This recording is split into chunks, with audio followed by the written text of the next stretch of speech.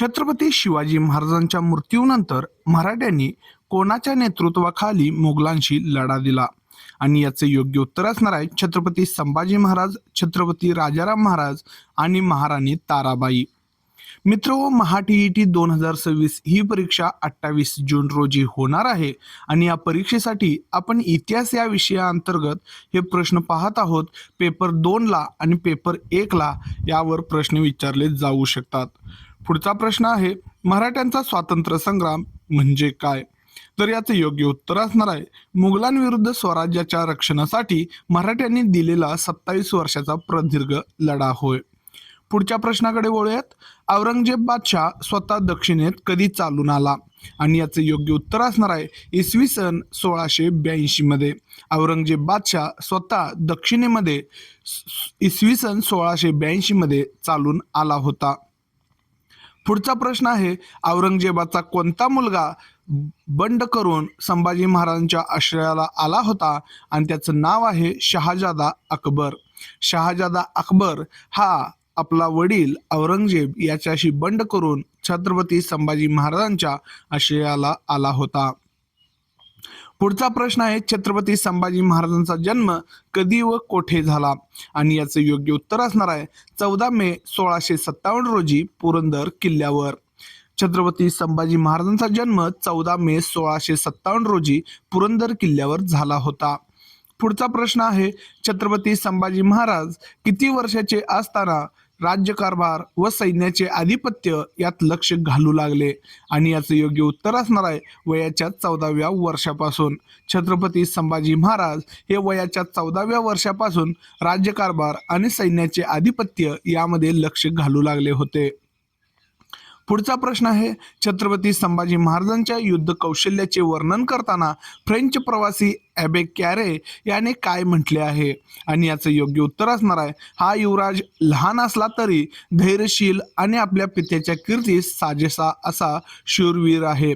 बघा, छत्रपती संभाजी महाराजांच्या युद्ध कौशल्याचे वर्णन करताना फ्रेंच प्रवासी ॲबे कॅरे याने म्हटले आहे की हा युवराज लहान असला तरी धैर्यशील आणि आपल्या पित्याच्या कीर्तीस साजेसा असाच आहे, असा शूरवीर आहे असं म्हटलं आहे. पुढच्या प्रश्नाकडे वळूयात. मराठ्यांच्या स्वातंत्र्य संग्रामांचे पहिले पर्व कोणाची कारकीर्द मानली जाते? आणि याचे योग्य उत्तर असणार आहे छत्रपती संभाजी महाराज. मराठ्यांच्या स्वातंत्र्य संग्रामाचे पहिले पर्व हे छत्रपती संभाजी महाराजांची कारकीर्द मानली जाते. पुढच्या प्रश्नाकडे वळूयात. औरंगजेबाचा भारत जिंकण्याचा कोणता उद्देश होता? आणि याचे योग्य उत्तर असणार आहे काबूल पासून कन्याकुमारीपर्यंत मुघलांचा एकछत्री अंमल निर्माण करणे हा होता. औरंगजेब बादशाहचा भारत जिंकण्याचा उद्देश काबूलपासून कन्याकुमारीपर्यंत मुघलांचा एकछत्री अंमल निर्माण करणे असा होता. पुढच्या प्रश्नाकडे वळूयात. औरंगजेबाने मराठ्यांविरुद्ध कोणाकोणाची मदत घेण्याचा प्रयत्न केला? आणि याचं योग्य उत्तर असणार आहे जंजिऱ्याचे सिद्धी आणि पोर्तुगीज. औरंगजेबाने मराठ्यांविरुद्ध जंजिऱ्याचे सिद्धी आणि पोर्तुगीजांची मदत घेण्याचा प्रयत्न केला होता. पुढचा प्रश्न आहे, मराठा या शब्दाचा कोणता अर्थ अभिप्रेत आहे? आणि याचं योग्य उत्तर असणार आहे मराठी भाषा बोलणारे किंवा महाराष्ट्रीय लोक. बघा, मराठा या शब्दाचा अर्थ मराठी भाषा बोलणारे किंवा महाराष्ट्रीय लोक असा होतो. युवराज असताना छत्रपती संभाजी महाराजांनी कोणत्या सत्तांच्या प्रदेशावर स्वाऱ्या केल्या होत्या? तर याचे योग्य उत्तर असणार आहे मुघल आणि आदिलशाही.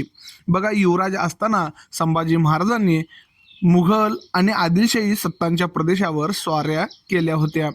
पुढचा प्रश्न आहे, औरंगजेबाने मराठ्यांचे राज्य बुडवण्यासाठी कोणत्या शक्तीचा वापर करण्याचे ठरवले होते? आणि याचे योग्य उत्तर असणार आहे प्रचंड लष्करी आणि आर्थिक शक्तीचा. बघा, औरंगजेबानं मराठ्यांचं राज्य बुडवण्यासाठी प्रचंड लष्करी आणि आर्थिक शक्तीचा वापर करण्याचं ठरवलं होतं. दक्षिणेत येताना औरंगजेबासोबत काय होते? आणि याचे योग्य उत्तर असणार आहे अफाट सैन्य आणि प्रभावी तोफखाना. दक्षिणेमध्ये येताना औरंगजेबानं सोबत अफाट सैन्य आणि प्रभावी तोफखाना आणलेला होता. मी संभाजीराजे बोलतो हा उपक्रम कशासाठी दिला आहे? आणि याचं योग्य उत्तर असणार आहे भूमिकाभिनय करण्यासाठी. आता हा प्रश्न आपल्याला शिक्षाशास्त्र या घटकावर आधारित आहे आणि मी संभाजीराजे बोलतो हा उपक्रम आपल्याला भूमिकाभिनय करण्यासाठी देण्यात आला आहे. पुढचा प्रश्न आहे, नाशिक जवळील कोणता किल्ला मुघलांना प्रदीर्घ प्रयत्न करूनही जिंकता आला नाही आणि याचे योग्य उत्तर असणार आहे रामशेजचा किल्ला. नाशिक जवळील रामशेजचा हा किल्ला जो आहे तो मुघलांना प्रदीर्घ संघर्ष करूनही जिंकता आला नाही, प्रयत्न करूनही जिंकता आला नाही. औरंगाबादने रागाच्या भरात आपले पागोटे जमिनीवर आपटून कोणती प्रतिज्ञा केली होती? आता इथं औरंगजेबाने रागाच्या भरात आपले पागोटे जमिनीवर आपटून कोणती प्रतिज्ञा केली होती असा प्रश्न हवा होता आणि याचं योग्य उत्तर असणार आहे या संभाजीचा पाडाव करीपर्यंत मी पुन्हा पागोटे घालणार नाही अशी त्यानं प्रतिज्ञा केली होती. बघा औरंगजेबाने रागाच्या भरामध्ये त्याचे पागोटे जमिनीवर टाकले होते, आपटले होते आणि या संभाजीचा पाडाव करीपर्यंत मी पुन्हा पागोटे घालणार नाही असं तो म्हटलेला होता. अशी प्रतिज्ञा त्याने केली होती. रामशेज किल्ल्याचा वेढा किती वर्षे चालला होता आणि याचं योग्य उत्तर असणार आहे 5 वर्ष. रामशेज किल्ल्याचा वेढा हा 5 वर्षे चालला होता.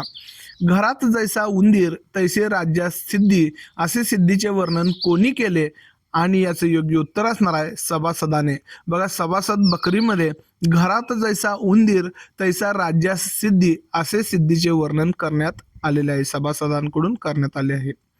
पुढचा प्रश्न आहे, संभाजी महाराजांनी जंजिऱ्याच्या सिद्धीविरुद्ध मोहीम कधी उघडली आणि याचं योग्य उत्तर असणार आहे इसवी सन 1682 मध्ये.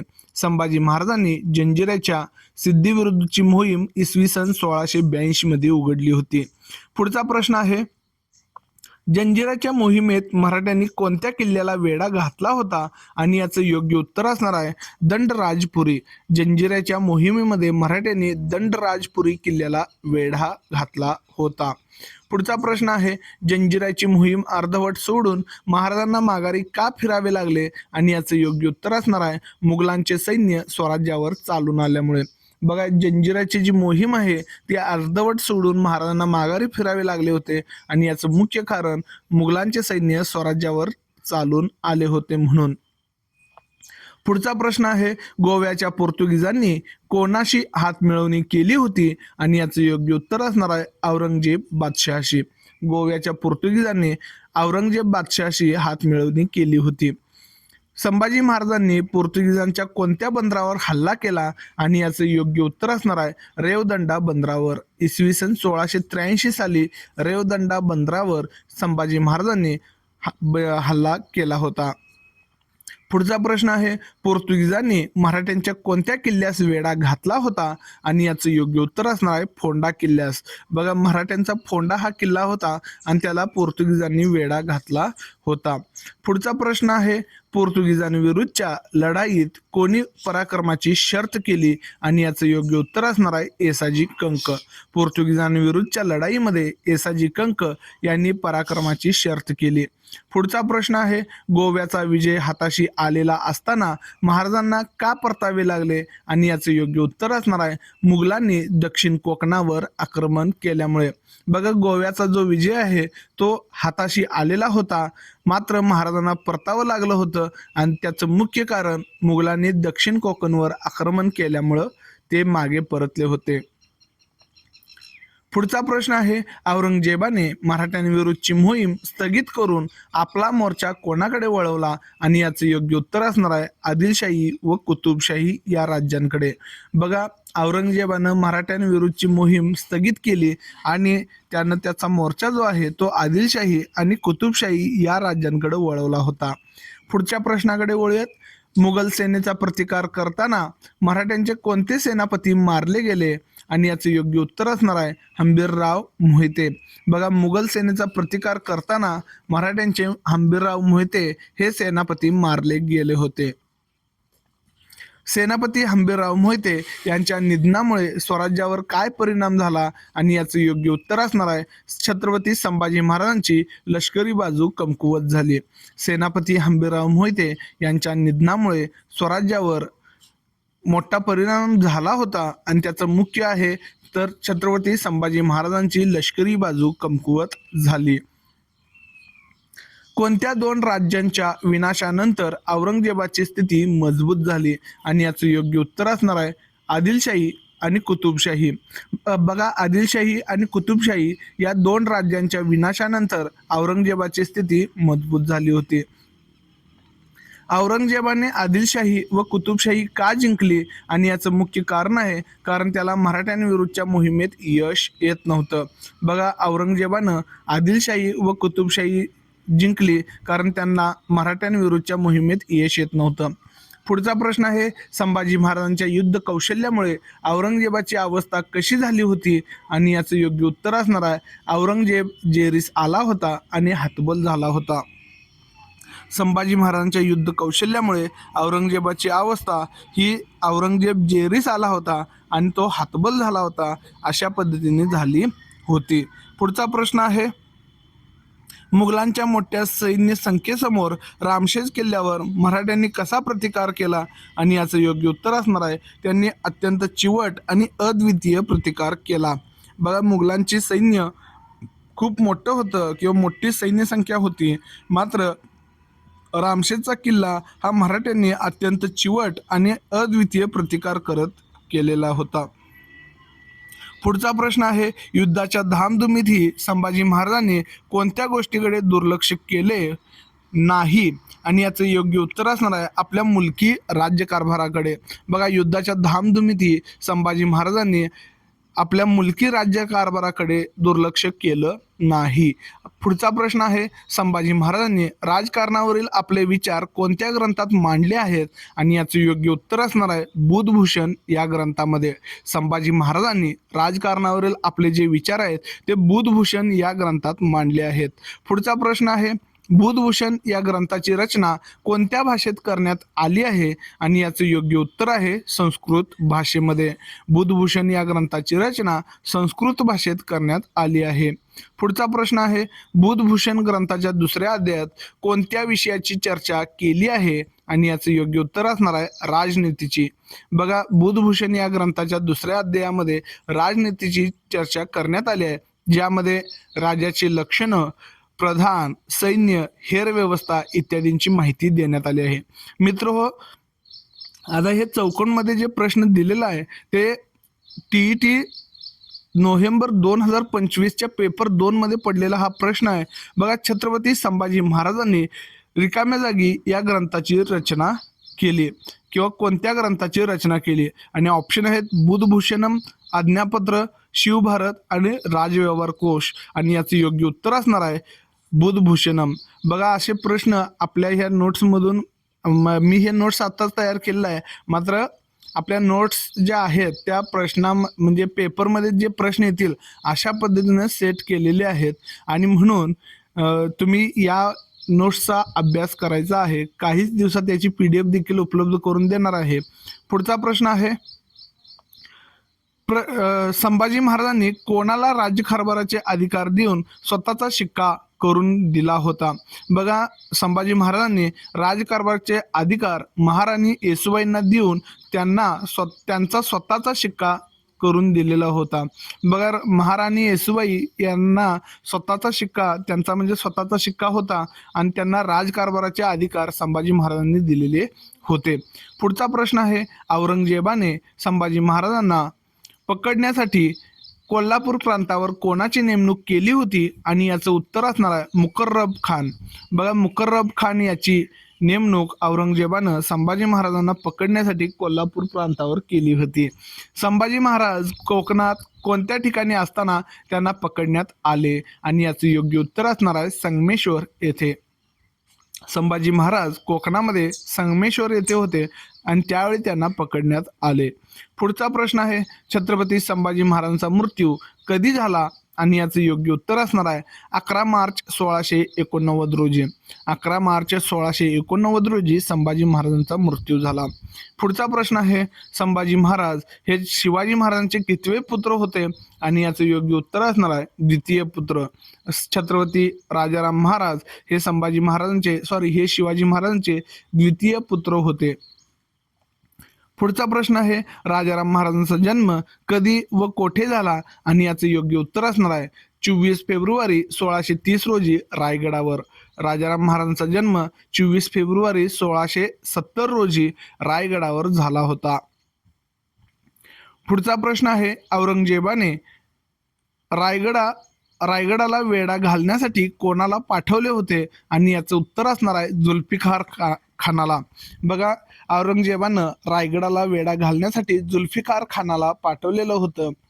पुढचा प्रश्न आहे रायगडच्या वेढ्याप्रसंगी कोणत्या महत्वाच्या व्यक्ती किल्ल्यावर होत्या आणि याचं योग्य उत्तर आहे राजाराम महाराज, महाराणी ताराबाई, महाराणी येसुबाई आणि पुत्र शाहू. बघा, हे 4 महत्वाच्या व्यक्ती रायगडाच्या वेढ्याप्रसंगी किल्ल्यावर होत्या आणि त्यामध्ये राजाराम महाराज, महाराणी ताराबाई, महाराणी येसुबाई आणि पुत्र शाहू हे सर्व होते. पुढचा प्रश्न आहे संकटकाळी रायगडावर महत्वाचे राजनैतिक निर्णय कोणी घेतले आणि याचं योग्य उत्तर असणार आहे महाराणी येसुबाईंनी. संकटकाळी रायगडावर महत्वाचे निर्णय हे महाराणी येसुबाई यांनी घेतलेला आहे. राजनैतिक निर्णयानुसार राजाराम महाराजांनी रायगड सोडून कोठे जाण्याचे ठरले आणि याचे योग्य उत्तर आहे जिंजीला. बघा, राजनैतिक निर्णयानुसार राजाराम महाराज रायगड सोडून जिंजीला जाण्याचे ठरले होते. पुढचा प्रश्न आहे राजाराम महाराजांच्या अनुपस्थितीत रायगड लढवण्याची जबाबदारी कोणी स्वीकारली आणि याचं योग्य उत्तर असणार आहे महाराणी येसुबाईंनी. राजाराम महाराजांच्या अनुपस्थितीमध्ये रायगड लढवण्याची जी जबाबदारी आहे ते महाराणी येसुबाईंनी घेतली होती. पुढचा प्रश्न आहे महाराणी येसुबाईंनी आपल्या मुलाला छत्रपती पदावर न बसवता कोणाला छत्रपती बनवण्याचा निर्णय घेतला आणि याचं योग्य उत्तर आहे राजाराम महाराजांना. बघा, महाराणी येसुबाई यांनी आपल्या मुलाला छत्रपती पदावर न बसवता राजाराम महाराजांना छत्रपती बनवण्याचा निर्णय घेतला. महाराणी येसुबाईंचा कोणता निर्णय त्यांच्या स्वार्थ त्यागाचे उदाहरण मानले जाते आणि याचं योग्य उत्तर आहे स्वतःच्या पुत्राचा म्हणजे शाहूचा विचार न करता राजाराम महाराजांना छत्रपती बनवणे. महाराणी येसुबाई यांनी स्वतःच्या पुत्राचा म्हणजे शाहूचा विचार न करता राजाराम महाराजांना छत्रपती बनवणे हे स्वार्थ त्यागाचे उदाहरण मानले जाते. पुढचा प्रश्न आहे संभाजी महाराजांना संस्कृत व्यतिरिक्त इतर भाषा अवगत होत्या का आणि याचं योग्य उत्तर आहे हो, त्यांना अनेक भाषा अवगत होत्या. छत्रपती संभाजी महाराजांनी कोणाला कठोर शासन केले आणि याचं योग्य उत्तर असणार आहे स्वराज्याविरुद्ध बंडखोरी करणाऱ्यांना आणि प्रजेला त्रास देणाऱ्या वतनदारांना. बघा, छत्रपती संभाजी महाराजांनी स्वराज्याविरुद्ध बंडखोरी करणाऱ्यांना आणि प्रजेला त्रास देणाऱ्या वतनदारांना कठोर शासन केले होते. औरंगजेबाच्या अमानुष वागणुकीला संभाजी महाराजांनी कसे उत्तर दिले आणि याचं योग्य उत्तर आहे त्यांनी अत्यंत बाणेदारपणे आणि धीरोदात्तपणे मृत्यूला सामोरे जाणे पसंत केले. बघा, औरंगजेबाच्या अमानुष वागणुकीला संभाजी महाराजांनी अत्यंत बाणेदारपणे आणि धीरोदात्तपणे मृत्यूला सामोरे जाणे पसंत केले असे उत्तर दिले आहे. पुढचा प्रश्न आहे राजाराम महाराज रायगडाच्या वेढ्यातून कधी निसटले आणि याचे योग्य उत्तर आहे 5 एप्रिल 1689 रोजी. राजाराम महाराज हे रायगडाच्या वेढ्यातून 5 एप्रिल 1689 रोजी निसटले होते. रायगड सोडल्यानंतर राजाराम महाराज कोठे जाण्याचा निर्णय घेतले. आता रायगड सोडल्यानंतर राजाराम महाराजांनी दक्षिणेत जिंजीला जाण्याचा निर्णय घेतला होता.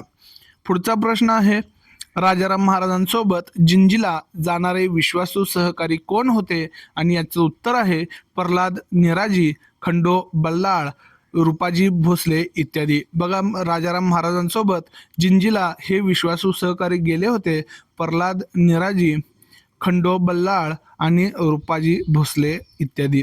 पुढचा प्रश्न आहे मुघलांनी रायगड किल्ला कधी ताब्यात घेतला आणि याचं योग्य उत्तर आहे 1689 मध्ये. मुघलांनी रायगड हा किल्ला 1689 मध्ये ताब्यात घेतला. रायगड पडल्यानंतर मुघलांनी कोणाला कैद केले? आणि याचं उत्तर आहे महाराणी येसूबाई किंवा शाहू महाराज. बघा काय झालेलं आहे, रायगड पडला म्हणजे पडला नाही, तर ते मुघलांनी जिंकून घेतलेलं आहे, ताब्यात घेतलेलं आहे आणि त्यानंतर महाराणी येसूबाई आणि शाहू महाराज यांना कैद केलं होतं. पुढचा प्रश्न आहे, जिंजीला जाताना राजाराम महाराजांनी मुघलांविरुद्धच्या संघर्षाची जबाबदारी कोणावर सोपवली होती?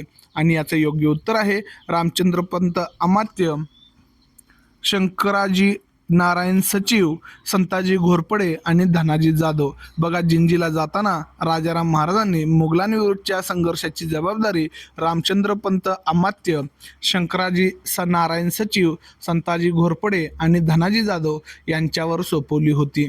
पुढचा प्रश्न आहे, औरंगजेबाचे वतने व जहांगीरी देण्याच्या तंत्राला शह देण्यासाठी महाराजांनी काय केले? आणि याचे योग्य उत्तर आहे मुघल प्रदेश जिंकल्यात त्या प्रदेशाची जहागीर तो प्रदेश जिंकणाऱ्या सरदाराला दिली जाईल असे आश्वासन दिले.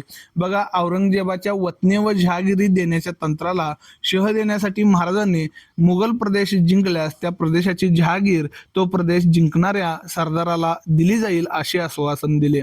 पुढचा प्रश्न आहे, मराठ्यांच्या कोणत्या युद्धतंत्रामुळे मुघलांना आपल्या अवजड तोफखान्याचा उपयोग करणे कठीण झाले? आणि याचं योग्य उत्तर आहे अनपेक्षित हल्ले आणि गनिमी कावा. मराठ्यांच्या अनपेक्षित हल्ले व गनिमी कावा या युद्धतंत्रामुळे मुघलांना आपल्या अवजड तोफखानांचा उपयोग करणे कठीण झाले. पुढचा प्रश्न आहे, बादशाच्या छावणीवरील तंबूचा सोन्याचा कळस कोणी कापून आणला होता? आणि याचं योग्य उत्तर आहे संताजी घोरपडे आणि विठोजी चव्हाण. बघा संताजी घोरपडे व विठोजी चव्हाण यांनी औरंगजेब बादशाच्या छावणीवरील तंबूचा सोन्याचा कळस कापून आणला होता. पुढचा प्रश्न आहे, औरंगजेबाने जिंजीच्या स्वारीवर कोणाला पाठवले होते? आणि याचं योग्य उत्तर आहे झुल्फिकार खानाला. बघा औरंगजेबाने जिंजीच्या स्वारीवर झुल्फिकार खानाला पाठवले होते. पुढचा प्रश्न आहे, मराठ्यांनी जिंजीचा किल्ला किती वर्ष निकराने लढवला? आणि याचं योग्य उत्तर आहे जवळजवळ 8 वर्षे. मराठ्यांनी जिंजीचा किल्ला हा जवळजवळ 8 वर्ष निकराने लढवला होता. पुढचा प्रश्न आहे, जिंजीला वेढा घातलेल्या मुघल सैन्यावर बाहेरून प्रखर हल्ले कोणी चढवले? आणि याचं योग्य उत्तर आहे संताजी व धनाजी. बघा जिंजीला मुघलांचं सैन्य वेढा घातलं होतं आणि त्या सेनेवर किंवा मुघल सैन्यावर संताजी व धनाजी यांनी प्रखर हल्ले चढवले होते.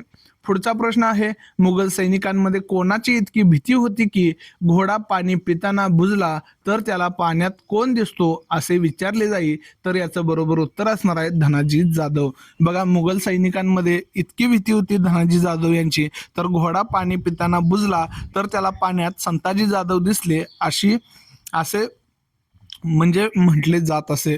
पुढचा प्रश्न आहे, राजाराम महाराजांनी जिंजीहून परत आल्यावर मुघलांच्या कोणत्या प्रदेशावर हल्ले चढवले? आणि याचं योग्य उत्तर आहे खानदेश, वराड आणि बागलान. बघा राजाराम महाराजांनी जिंजीहून परत आल्यावर मुघलांच्या खानदेश, वऱ्हाड आणि बागलान या प्रदेशावर हल्ले चढवले होते. छत्रपती राजाराम महाराजांचे निधन कोठे आणि कधी झाले किंवा कधी व कोठे झाले? आणि याचे योग्य उत्तर आहे 2 मार्च 1700 मध्ये सिंहगडावर. बघा छत्रपती राजाराम महाराजांचे निधन हे 2 मार्च 1700 मध्ये सिंहगडावर झाले होते. पुढचा प्रश्न आहे, राजाराम महाराजांच्या स्वभावाचे वैशिष्ट्य काय होते? आणि बरोबर उत्तर आहे ते विचारी आणि मनमिळावू स्वभावाचे होते. ते विचारी आणि मनमिळावू स्वभावाचे होते. राजाराम महाराजांची सर्वात मोठी कामगिरी कोणती मानली जाते? आणि याचं योग्य उत्तर आहे अत्यंत कठीण समयी स्वराज्याचे केलेले संरक्षण. बघा राजाराम महाराजांची सर्वात मोठी कामगिरी ही अत्यंत कठीण समयी स्वराज्याचे केलेले संरक्षण मानली जाते. पुढचा प्रश्न आहे, रियासतकार गोसद सरदेसाई यांनी राजाराम महाराजांचे वर्णन कोणत्या शब्दात केले आहे? आणि याचं योग्य उत्तर आहे स्थिर बुद्धी. बघा रियासतकार सरदेसाई यांनी राजाराम महाराजांचे वर्णन स्थिर बुद्धी असं केलेले आहे. पुढचा प्रश्न आहे, मुघलांनी जिंजीचा किल्ला कधी जिंकून घेतला? आणि याचं योग्य उत्तर असणार आहे राजाराम महाराज वेढ्यातून बाहेर पडून महाराष्ट्रात परतल्यावर. मुघलांनी जिंजीचा किल्ला राजाराम महाराज वेढ्यातून बाहेर पडून महाराष्ट्रात परतल्यावर जिंकून घेतला होता. पुढचा प्रश्न आहे, संभाजी महाराजांच्या बलिदानामुळे मराठ्यांच्या संघर्षावर काय परिणाम झाला? आणि याचं योग्य उत्तर असणार आहे, मुघलांविरुद्धचा संघर्ष अधिकच तीव्र झाला. बघा, संभाजी महाराजांनी बलिदान दिल्यामुळं मराठ्यांच्या संघर्षावर मोठा परिणाम झाला होता आणि मुघलांविरुद्धचा संघर्ष अधिकच तीव्र झाला होता. पुढचा प्रश्न आहे, छत्रपती राजाराम महाराजांच्या मृत्यूनंतर स्वराज्याच्या संघर्षाचे नेतृत्व कोणी केले? आणि त्याचे योग्य उत्तर आहे, त्यांच्या पत्नी महाराणी ताराबाई यांनी. छत्रपती राजाराम महाराजांच्या मृत्यूनंतर स्वराज्याच्या संघर्षाचे नेतृत्व त्यांच्या पत्नी महाराणी ताराबाई यांनी केले. पुढचा प्रश्न आहे, औरंगजेबाने सातारा आणि पन्हाळा ही मराठ्यांची ठिकाणे जिंकली असताना मराठ्यांनी कोठे धडक मारली? आणि याचं योग्य उत्तर आहे, मुघलांच्या मध्य प्रदेश आणि गुजरात या प्रदेशात. औरंगजेबाने सातारा आणि पन्हाळा ही मराठ्यांची ठिकाणे जिंकल्यावर मराठ्यांनी मुघलांच्या मध्य प्रदेश आणि गुजरात या प्रदेशात धडक मारली होती. पुढचा प्रश्न आहे, महाराणी ताराबाईच्या काळात कोणते मराठा सरदार महाराष्ट्राबाहेर मुघलांविरुद्ध संघर्ष करू लागले? आणि याचं योग्य उत्तर आहे, कृष्णाजी सावंत, खंडेराव दाभाडे, धनाजी जाधव आणि नेमाजी शिंदे. बघा, महाराणी ताराबाईंच्या काळात मराठा सरदार महाराष्ट्राबाहेर म्हणजे संघर्ष करत होते मुघलांविरोधात, आणि त्यामध्ये कृष्णाजी सावंत, खंडेराव दाभाडे, धनाजी जाधव आणि नेमाजी शिंदे अशी नावं होती.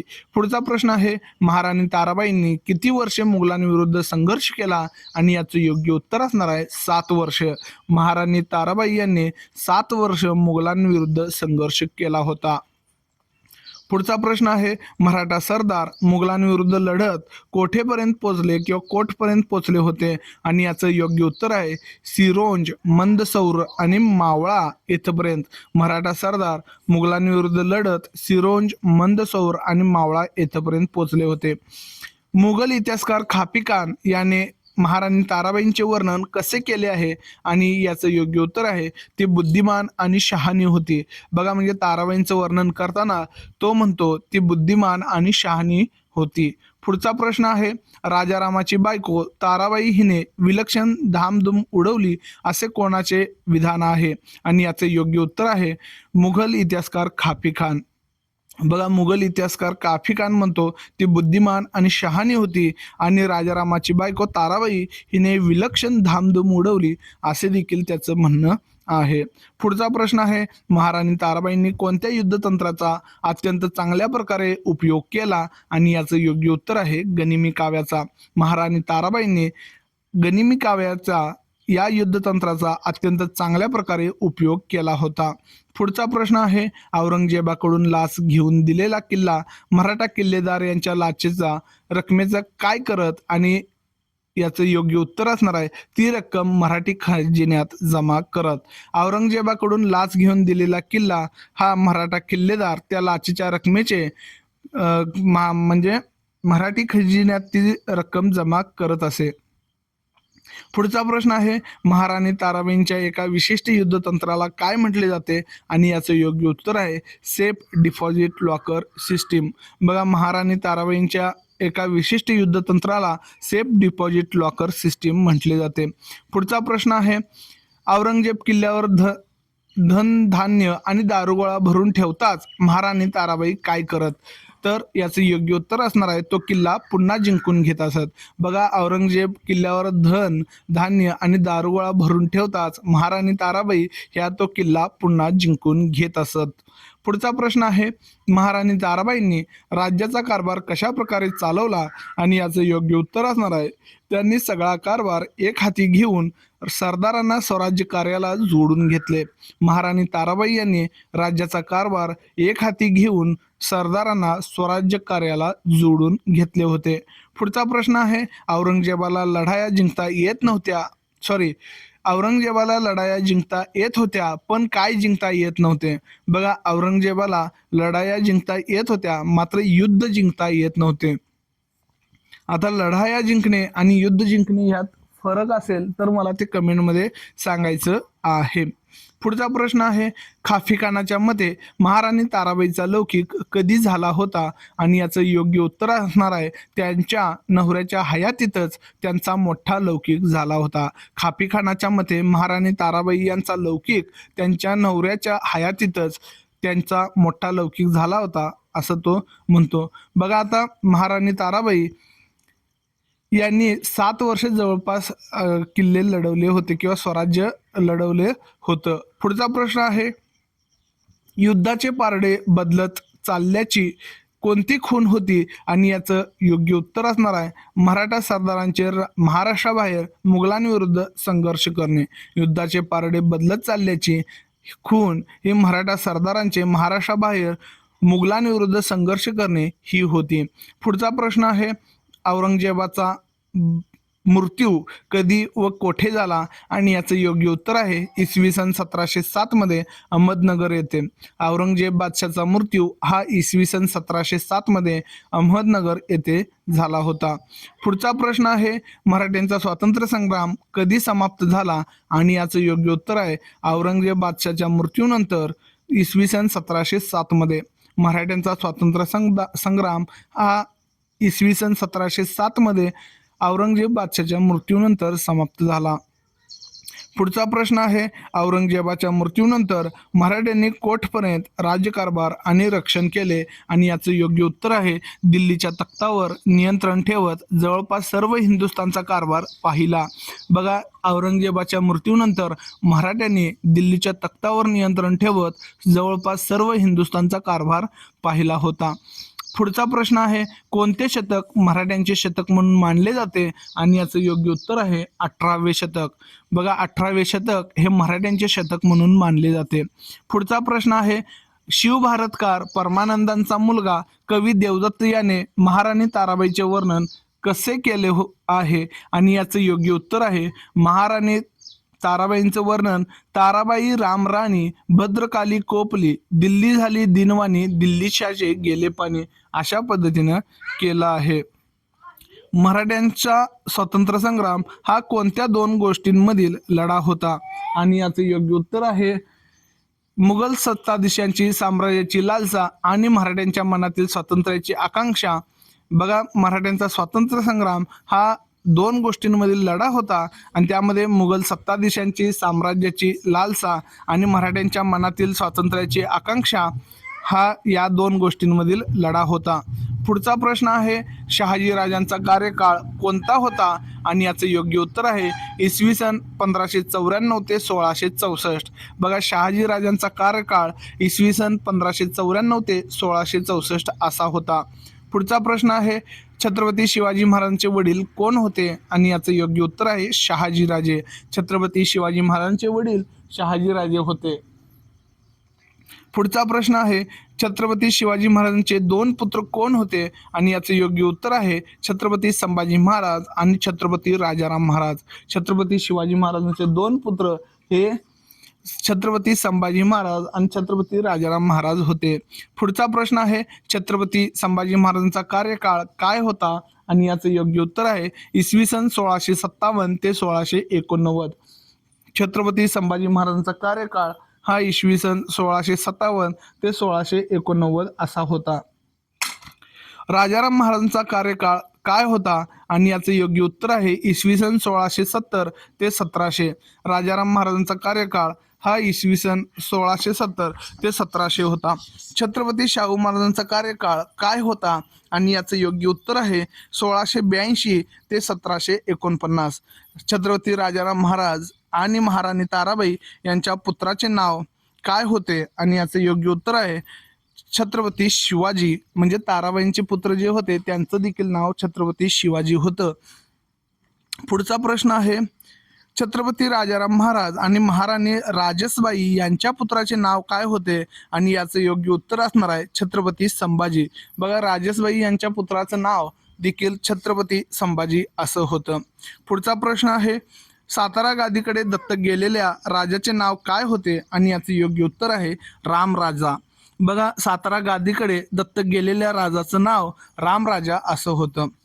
पुढचा प्रश्न आहे, छत्रपती शाहू महाराजांनंतर गादीवर आलेले दत्तक पुत्र कोण? आणि याचं योग्य उत्तर आहे छत्रपती रामराजा. बघा, छत्रपती शाहू महाराजांच्या नंतर गादीवर आलेले दत्तक पुत्र हे छत्रपती रामराजा होतं. दत्तक इसवी सन 1750 मध्ये आणि 1750 ते 1777 असा त्यांचा कार्यकाळ होता. पुढचा प्रश्न आहे, छत्रपती शिवाजी महाराजांचे भाऊ कोण होते? आणि याचं योग्य उत्तर आहे संभाजी महाराज आणि व्यंकोजी महाराज. बघा, छत्रपती शिवाजी महाराजांचे भाऊ संभाजी आणि व्यंकोजी होते. पुढचा प्रश्न आहे, भोसले घराण्याच्या वंशावळीची सुरुवात कोणापासून दर्शवली जाते? आणि याचं योग्य उत्तर आहे मालोजी राजे. मालोजी राजे भोसले यांच्यापासून भोसले घराण्याच्या वंशावळीची सुरुवात दर्शवली जाते. मित्रहो, हा व्हिडिओ येथे संपतो. आपल्याला हा व्हिडिओ कसा वाटला नक्की कमेंट करा. तब्बल 34 ते 34.5 मिनिटं हा व्हिडिओ मी रेकॉर्ड करत आहे आणि हा व्हिडिओ नक्की तुम्ही शेअर करा आणि अशाच अपडेटसाठी सबस्क्राईब करायला, फॉलो करायला विसरू नका.